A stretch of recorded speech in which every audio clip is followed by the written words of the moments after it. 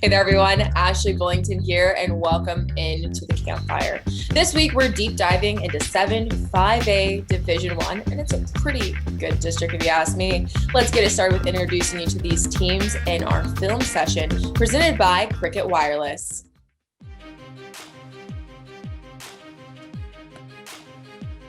Last year, all eyes focused on two teams in this district, Highland Park and Longview. And guess what? Probably going to be the same this year. Yes, the Scots lose quarterback Braden Shager, but Randy Allen always has someone waiting in the wings, and that will be the case this year. Highland Park's offense has been dynamic under Randy Allen, so expect the same as always. However, the Scots' defense could be what carries them to a potential district title.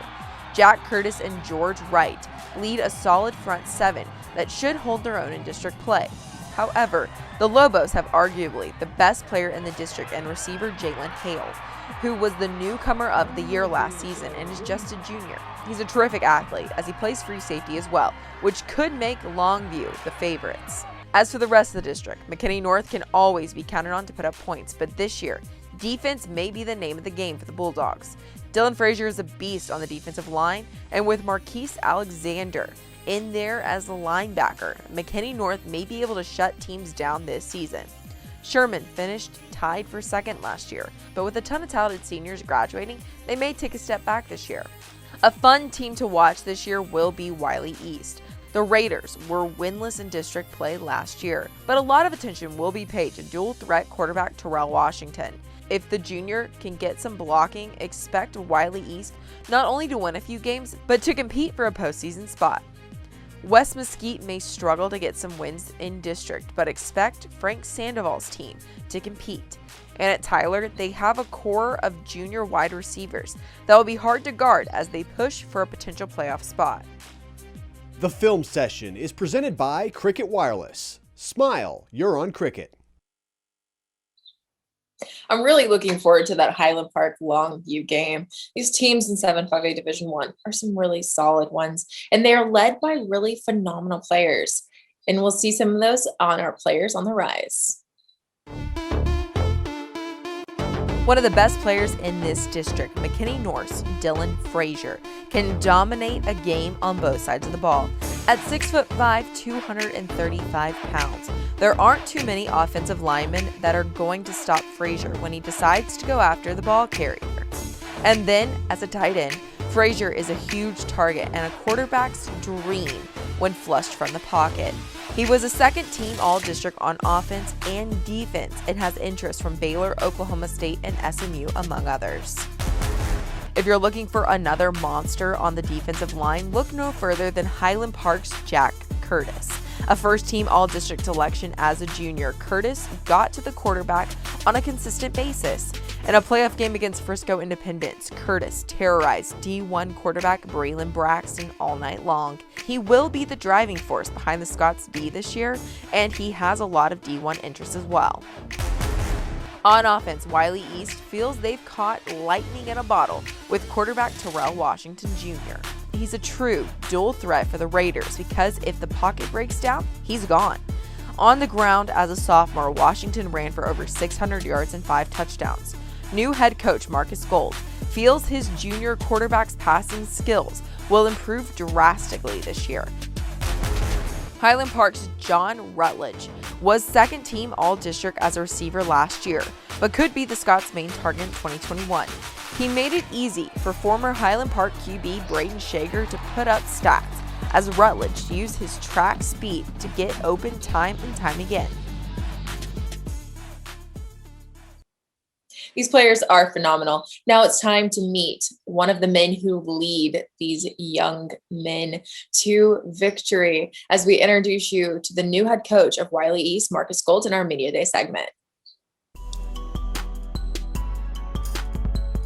All right, it's Media Day time. We're talking 7-5A Division One with Marcus Gold from Wiley East. Just took the job a couple months ago, so he's still getting his feet wet. How's the move been to Wiley, and how are you situated there with the program? The move's been fun. The transition's been fun. You know, the familiarity of Wiley East and knowing a lot of the head coaches that are still here. that transition's been much easier.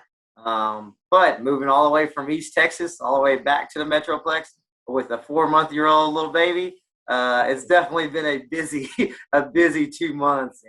But it's been fun. The administration here is unbelievable. The kids are just as great as I remember them in 2013. So they're already hard at work. Our coordinators have been here almost every day, starting our skill sessions and our strength and conditioning program with these kids. And I think they're jumping on board. They're excited. Sometimes everything new is always excited. So being consistent with that over time and throughout the summer is going to be important leading up into this next year's season. Well, you're moving into a district with some big dogs in at the top. You got Longview up there. You got Highland Park. Longview looks like they're pretty freaking loaded this year. Talk a little bit about moving into this district and how you think you guys will survey it. Well, coaching here in the Metroplex, for my 7 years of my career at Ennis, at Irving, and here at Wiley East, I'm very familiar with a lot of those teams. And in this district, they're playing East Texas schools, Longview, who I'm very familiar with at White House. John Tyler. It's going to be unbelievably competitive. There's no doubt about this.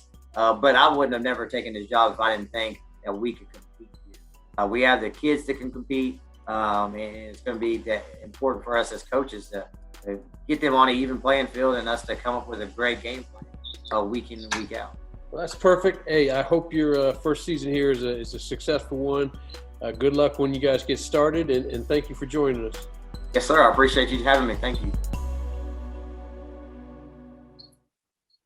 Awesome. Coach Gold, thank you so much for joining us here on the Campfire. You can watch the entire Media Day segment on Thursday where Ward and Coach Gold really break down what's going on at Wiley East. Up next, we talk to the one, the only Professor Diggs and our district breakdown. All right, district breakdown time. We are joined by Professor Matt Diggs from theoldcoach.com. We are talking 7-5A, Division I. Everybody last year said Highland Park, Longview were the two teams that you only need to have your eyes on. Is that the same this year, or some of these other teams kind of caught up? I think it might sadly be we're only looking at one team, and I think it's the team out in East Texas. Longview is really, really good, but I think you and I have been doing this long enough, we could never discount Highland Park. I mean, they are going to be an incredibly good team, well coached, that infrastructure, and their defense is really set up to be good. I think we're going to have some questions on the quarterback, but they always have a good pipeline from the JV and the system in there, so I think they're going to be a very good team. Offensively, Coach Randy Allen is such a dynamic offensive play caller. They're going to average 40 points in their season. But Longview has the best player in this district. I don't know if you got a chance to see Jalen Hale last year.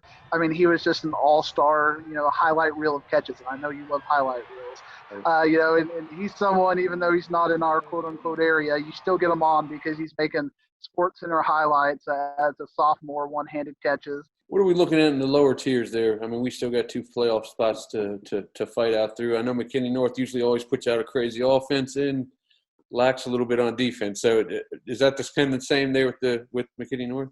I think McKinney North may change their pedigree this year. If you look at what they have coming back, their 3 best players coming back are all on the defensive side of the ball. Dylan Frazier, they always have a stud at tight end. It's like they take their best, biggest player, they put him as tight end. We've seen that the last 3 or 4 years. McKinney North has had a beast at tight end. Dylan Frazier is the name we're going to be looking at. And he's a 2-way player. So I mentioned their 3 best players are defensive. He also made all district as a defensive lineman. All right, well, that does it for 5A Division I. When we return with you next week, we'll go into Division II. We'll start talking Fort Worth ISD. I know you got some – love Fort Worth ISD district. I know you are considered Mr. Fourth North Side, and they love you in Fort Worth ISD Ward. They absolutely do. All right, Matt, we will talk to you next week, brother.